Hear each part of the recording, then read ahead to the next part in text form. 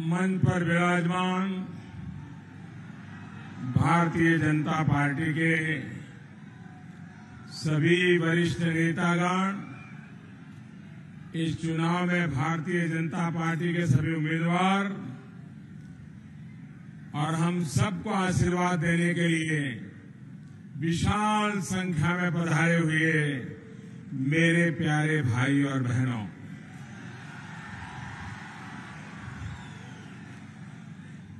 आज यहाँ आए हमरा दीदी, बहिनी, दाई, दादा, भैया और संगवारी मन लो मोर जय जोहार।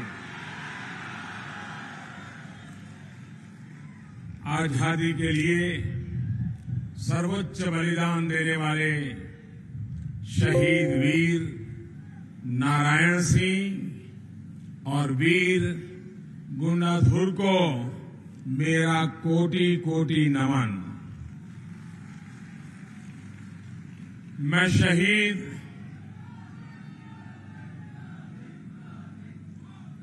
शहीद भीमा मंडावी और हमारे 4 जवानों को भी आदरपूर्वक श्रद्धासुमन अर्पित करता हूं। लोकतंत्र की रक्षा के लिए जो बलिदान आपने दिया है, उसको ये देश हमेशा हमेशा याद रखेगा। साथियों, ये दुर्भाग्यपूर्ण है कि हमला उस क्षेत्र में हुआ जहां नक्सलियों के प्रभाव को बहुत कम किया जा चुका था। सवाल ये कि आखिर ऐसा क्यों हुआ?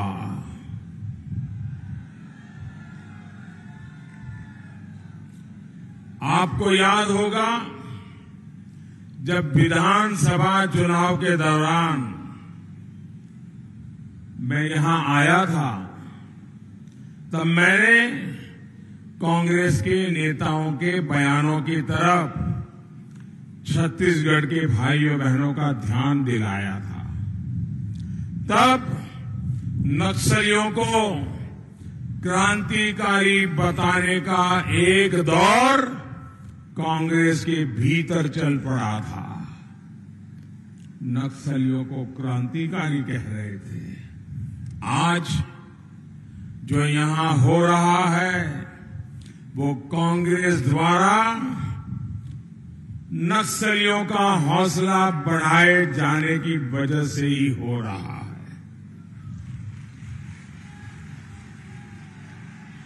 भाइयों बहनों, आखिर ये कैसी राजनीति है? एक तरफ हमारे जवान पूरे देश की रक्षा और सुरक्षा में जुटे हैं। आदिवासी इलाकों में, पिछड़े इलाकों में नई सड़कें बने, रेल लाइनें बिछे, गांव-गांव बिजली पानी पहुंचे, गांव-गांव में मोबाइल का नेटवर्क पहुंचे, उद्योग धंधे लगे। इसके लिए हम सभी दिन रात लगे हैं। वहीं दूसरी तरफ फिर से प्रदेश को हिंसा के भयानक दौर में धकेलने की साजिश चल रही है। नक्सलियों, माओवादियों के इन समर्थकों से आपको सावधान रहने की जरूरत है। साथियों, नक्सलियों का ये मनोबल कांग्रेस के ढकोसला पत्र से भी बढ़ रहा है।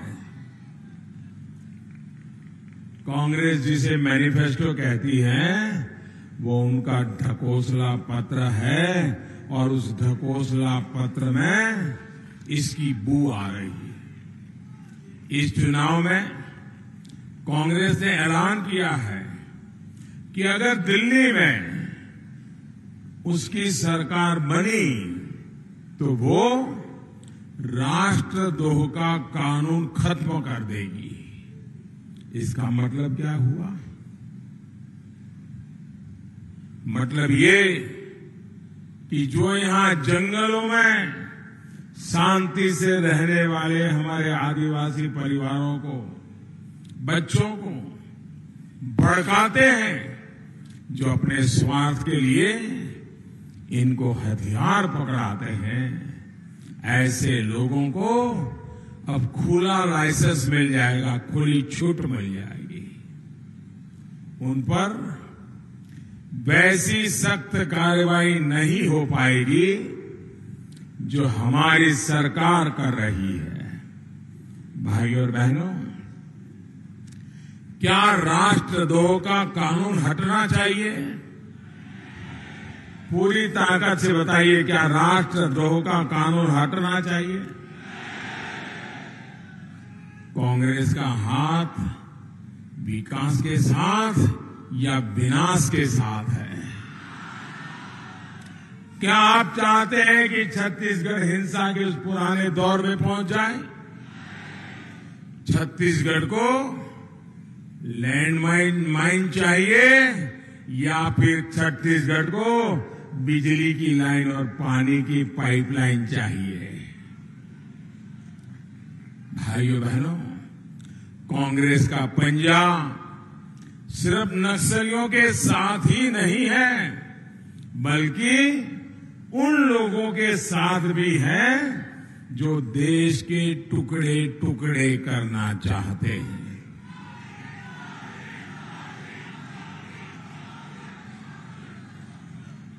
छत्तीसगढ़ के, भारत के लाखों वीर जवान जम्मू कश्मीर को आतंकी गहरी साजिशों से बचाने में जुटे हैं, वहां के नागरिकों की रक्षा में अपना प्राण दे रहे हैं।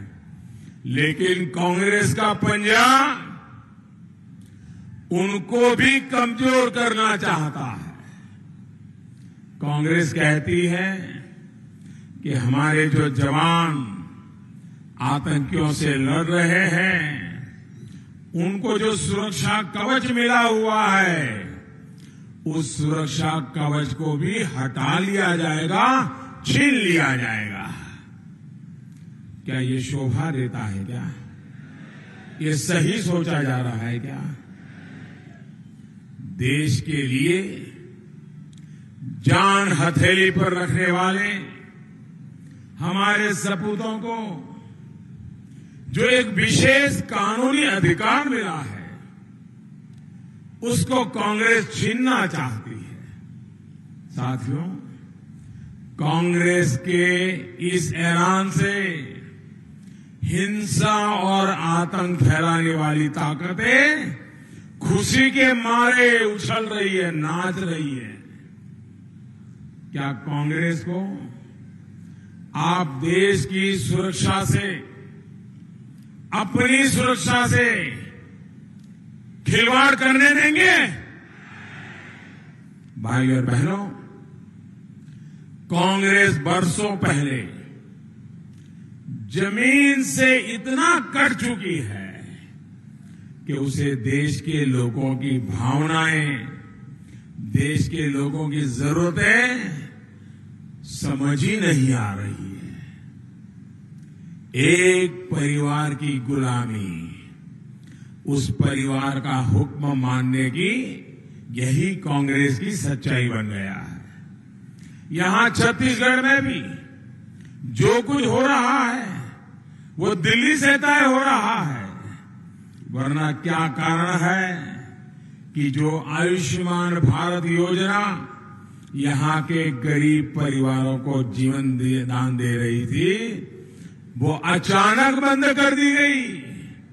भाइयों और बहनों, गरीबों से 5 लाख रुपए के इलाज की सुविधा छीनना ये बहुत बड़ा पाप है कि नहीं है? ये पाप है कि नहीं है? ऐसा पाप करने वालों को सजा दोगे कि नहीं दोगे? साथियों, एक और योजना है पीएम किसान योजना, इसके तहत केंद्र सरकार हर साल किसानों के खाते में 75,000 करोड़ रुपए जमा करा रही है। छत्तीसगढ़ के भी 35 लाख छोटे किसान परिवारों को इसका लाभ मिलना तय है। लेकिन यहां पर अभी बहुत ही कम किसान परिवारों को पहली किस्त मिल पाई है। इसलिए नहीं कि चौकीदार की सरकार भेजना नहीं चाहती है, इसका कारण ये है क्योंकि यहां जो सरकार में बैठे हैं, जमानती लोग जो यहां बैठे हैं,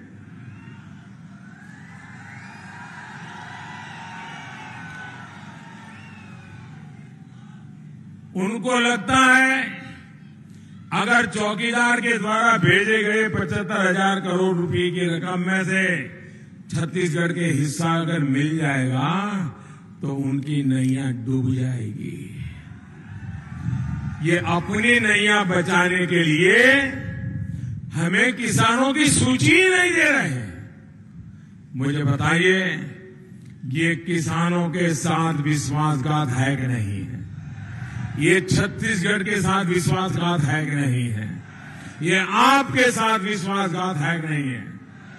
भाइयों और बहनों, लोगों के साथ विश्वासघात करने में, उन्हें धोखा देने में कांग्रेस को दशकों का अनुभव है। पीएचडी कर लिए उन्होंने, और एक नहीं, हर छोटे बड़े ने पीएचडी कर ली है।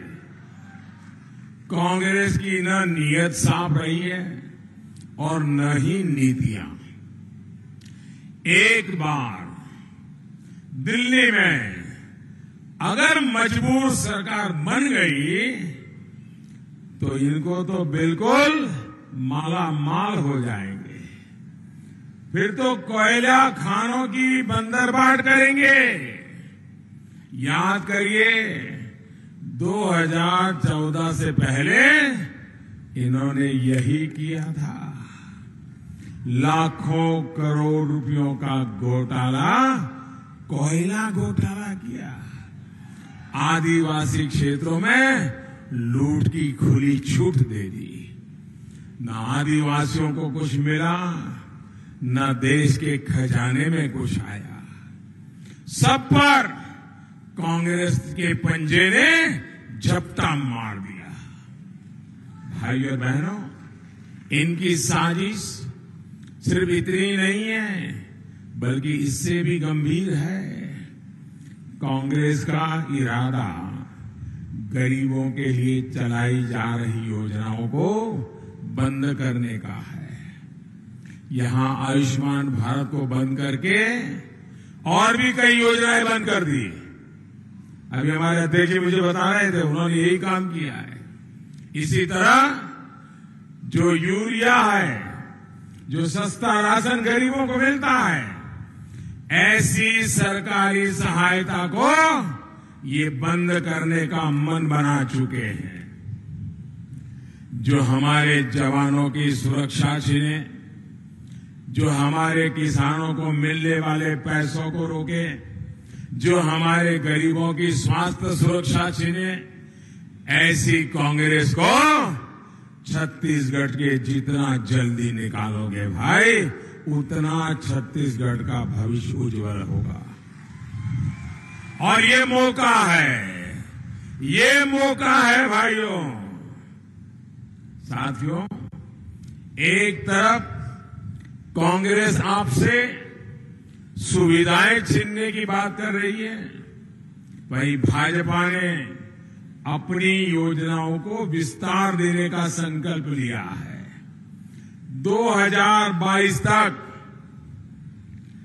2022 में हमारी आजादी के 75 साल होने वाले हैं और हमने तय किया है 2022 तक सभी परिवार जिनके पास अपना पक्का घर नहीं है, उन सभी परिवारों को पक्का घर मिले। और ये मोदी है, वादा करता है तो पूरा भी करता है। दिन रात मेहनत करता है, जी जान से जुट जाता है।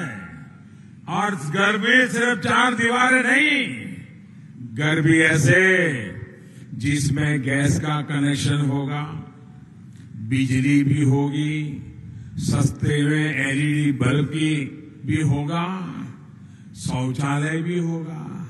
भाइयों और बहनों, 23 मई को क्या है मालूम है ना? क्या है? 23 मई को चुनाव का नतीजा आएगा। 23 मई को फिर एक बार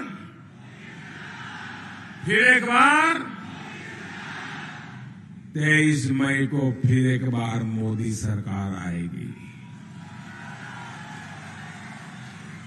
तब पीएम किसान योजना, जो आज 5 एकड़ और उससे कम लोगों के लिए है, उसको सभी किसान परिवारों के लिए लागू कर दिया जाएगा। जो छोटे किसान और खेत में काम करने वाले खेत मजदूर हैं, उनके लिए भी एक बहुत बड़ा तोहफा देने का हमने संकल्प किया है। हमने तय किया है उनको 60 वर्ष की आयु के बाद हर महीना नियमित पेंशन मिले, इसकी भी व्यवस्था होगी। किसान को भी मिलेगा और खेत मजदूर को भी मिलेगा। साथ ही हमारे छोटे छोटे दुकानदार ठेका लेके बैठे हैं, छोटी सी एक दुकान लेकर के बैठे हैं। हमने तय किया है कि हम नई सरकार बनाने के बाद इन छोटे छोटे दुकानदारों को भी हर महीना नियमित पेंशन 60 साल के बाद मिले, इसका भी प्रबंध करेंगे। साथियों, इसी तरह जनजाति और वनवासी समुदाय के लिए एकलव्य मॉडल स्कूल का विस्तार भी बढ़ाया जाएगा। पढ़ाई के साथ साथ कमाई बढ़ाने के लिए देश भर में 50,000 वन धन विकास केंद्र खोले जाएंगे। जो हमारे आदिवासी सेनानी हैं, उनके स्मारक बनाने का काम भी होगा, हम तेजी से करने वाले हैं। भाइयों और बहनों, सबका साथ सबका विकास के मंत्र को मजबूत करते हुए इन सभी संकल्पों को हमें पूरा करना है। इसके लिए आपका एक एक वोट जरूरी है। दिल्ली में ऐसी मजबूत सरकार आपको बनानी है जो राष्ट्र हित में ऐसे फैसले ले जिससे हमारा देश मजबूत हो। आपका हर वोट जो कमल के निशान पर पड़ेगा, वो सीधे मोदी के खाते में आएगा, इस चौकीदार के खाते में आएगा। भाइयों बहनों, आजकल देखा होगा ये नामदार, ऐसा लग रहा है गालियां देने की, भद्दे से भद्दी बात करने की फैशन हो गई है। उन्होंने अभी एक आरोप लगाया, सारे मोदी चोर क्यों हैं? अब यहां जो साहू समाज है, अगर वो गुजरात में हो तो उनको लोग मोदी कहते हैं। क्या सबके सब चोर है क्या? क्या इनको शोभा देता है क्या? ये भाषा बोली जाती है क्या? भाइयों बहनों, ऐसे लोगों को उखाड़ फेंकने के लिए मेरे साथ संकल्प लेंगे क्या? संकल्प लेंगे क्या? मैं जो कहूंगा उसके बाद आपको बोलना है चौकीदार। बोलेंगे? क्या बोलेंगे?